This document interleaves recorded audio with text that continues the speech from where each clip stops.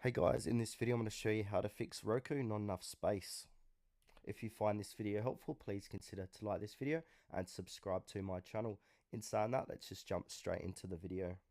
Alright, so step number one, remove unused channels. So go to the home screen on your Roku, navigate to any channel app you don't use, then press the star button on your remote, then select remove channel, then confirm.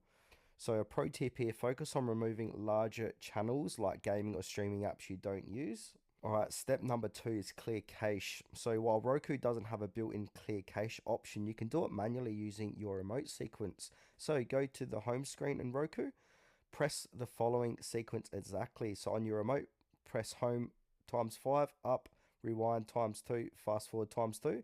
This device will freeze for a few seconds, then reboot and clear cache data. Step 3, restart your Roku. So go to settings on your home screen, and then go to power system restart and then click restart. If your Roku doesn't have a power option, use settings systems system restart. Step 4, check for software updates. So go to settings, system update, select check now, install updates if available. Now, step 5, factory reset. This is the last resort, so only do this if nothing else works. Just be mindful, it will erase everything. So on your home screen of Roku, go to settings, click into settings, system, advanced system settings, factory reset, and then follow the on-screen instructions to factory reset your Roku.